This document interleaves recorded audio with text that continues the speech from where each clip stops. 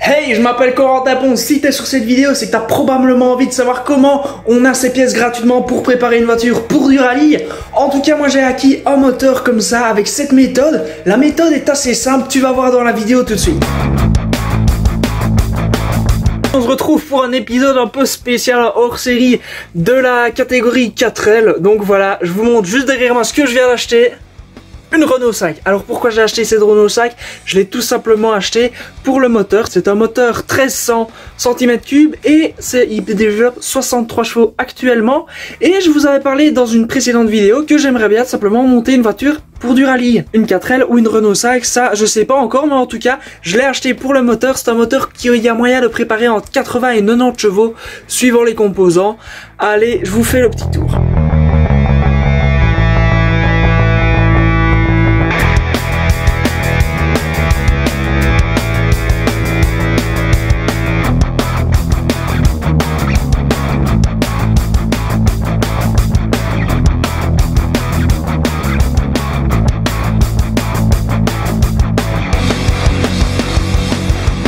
Donc voilà, le but en fait c'est d'avoir le moteur plus ou moins gratuitement. On va revendre toutes les pièces possibles et on fera le compte à la fin pour voir si on est au-dessus des 0 € ou si on fait un petit bénéfice en plus du moteur.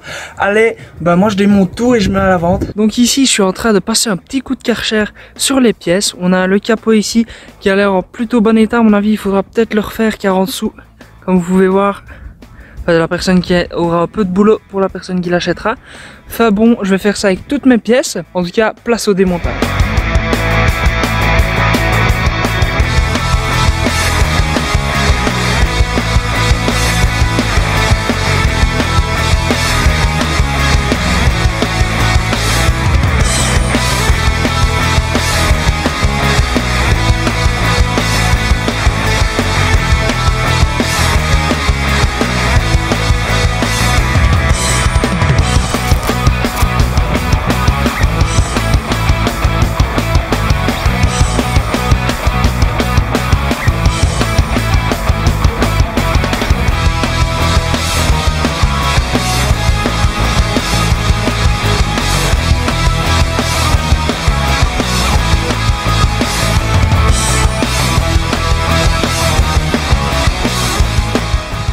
Pour récupérer un peu plus, on va refrotter les phares. Donc ça, je l'ai déjà fait. Et il était juste comme ça avant.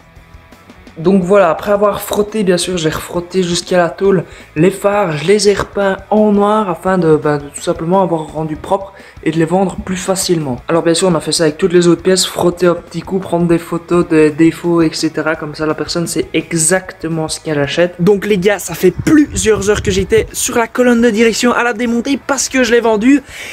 Et j'ai enfin trouvé. En fait, il fallait que j'enlève le master vac. Le master vac, pour ceux qui ne savent pas, c'est tout simplement le frein assisté de la voiture. Et cette pièce-ci, je vais la récupérer pour ma 4L, tout simplement, parce qu'il n'y en a pas d'origine sur la 4L et qu'on sait l'installer. Donc ça, c'est juste nickel. Enfin bon, j'ai enfin trouvé comment démonter. En fait, il y avait les deux boulons normaux à démonter et il y avait 3 boulons qui étaient cachés derrière le master vac. Et je m'étais dit, bon, on va tenter le tout pour le tout. On va démonter d'abord le frein, puis on regardera. Et en fait c'était exactement ce qu'il fallait faire. Donc si vous avez des problèmes avec vos colonnes de direction, c'est tout simplement ça. Donc les gars, on est le 3e jour du démontage. J'ai bien avancé. Maintenant on va s'attaquer à la découpe du toit parce que je l'ai vendu. J'ai peut-être aussi quelqu'un qui va me reprendre la caisse pour 200 €. Et j'ai plein de petits accessoires qui se vendent pas mal. En tout cas, tout se passe bien jusqu'à présent. Tant que j'ai ton attention, n'hésite pas à t'abonner à la chaîne. Voilà, ça te coûte rien, ça te prend 2 secondes. Et aussi, comme ça t'es averti tout le temps quand je sors des vidéos. Parce que la plupart d'entre vous, j'ai regardé, qui regardent les vidéos, malheureusement ne sont pas abonnés et ne sont pas prévenus quand d'autres vidéos style de la 4L, parce que ça continue, ou des clubs mécaniques sortent. Allez, moi je vais couper maintenant le petit toit. Let's go!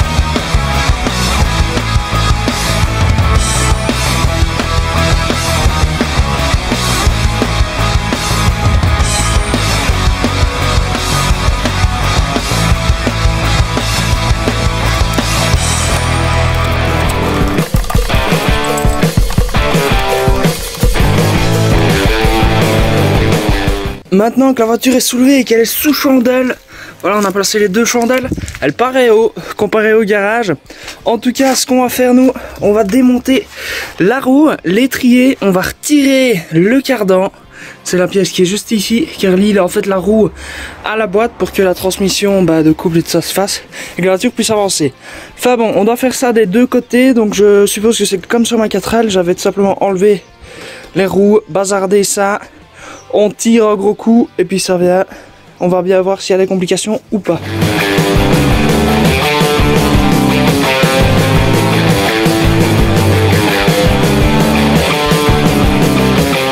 Un petit conseil avec votre main, si vous ne savez pas si vous serrez ou si vous desserrez, vous prenez votre main droite et vous tournez vers où votre pouce en fait pointe, c'est où la vis va se déplacer, comme ça.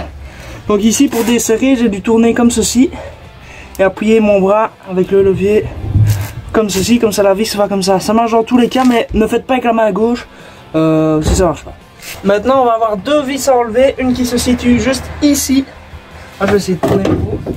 Celle qui se situe ici et une qui se situe ici. Après on descend, on va savoir normalement un peu bouger le cardan, on descend et le cardan en fait on le tire comme ça et il devrait venir tout seul là, en théorie.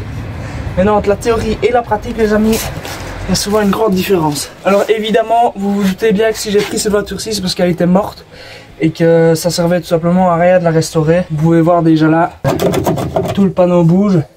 Elle est juste bonne à faire des pièces en fait.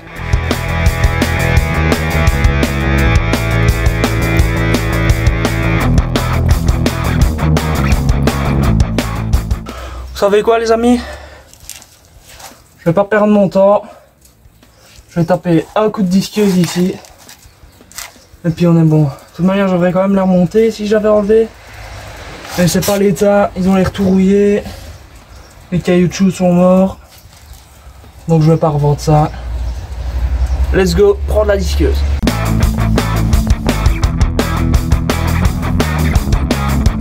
Il y a aussi une petite astuce pour que vous vous trompiez jamais. Cassez une fois que votre disque est cassé. Pétez-le bien en deux comme ça. Si quelqu'un passe après vous et qui ne s'y connaît pas trop, on sait jamais. Là, il voit qu'il est cassé, il ne l'utilisera pas. Mais non, rien de plus simple. Évidemment, il ne va pas vouloir venir, évidemment. Ah, et voilà. Et ça, un des cardans qu'on vient de disquer, je vais le garder tout simplement pour le Club Mécanique 2. Parce que la colonne de direction n'est pas encore faite. Et on est reparti pour remonter la roue.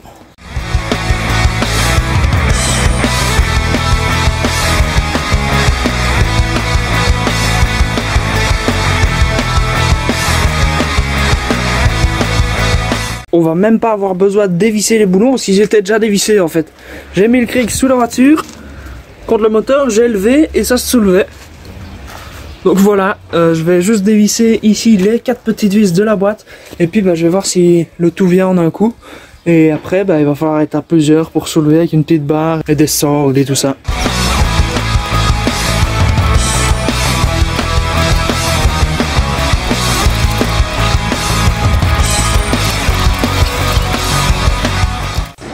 Après 2 heures de longue bataille, on aura enfin réussi à enlever le moteur. Il est juste là sur une petite palette au fond.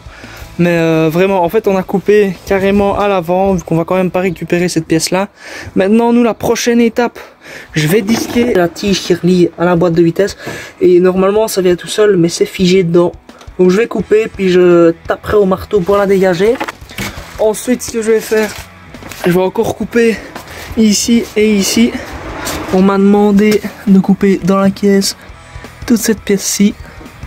Hop, comme ceci. Et c'est 80 €, donc j'ai pas dit non. C'est officiel, on a coupé. On a fait la première coupure dans la carcasse tout simplement. Enfin, il y avait le toit aussi avant, vous allez me dire. Mais en fait, il y a une partie ici que j'ai vendue. J'ai vendu la paire. Il y a aussi ça que je vais vendre. Je vais refrotter avant et tout ça. Putain, cette saloperie aura eu ma pauvre, allez. Regardez-moi l'état de mes mains. Hop.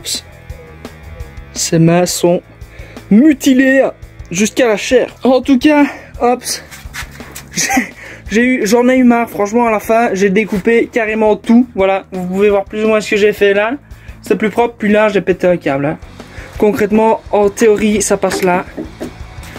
Et en jouant un peu comme ça.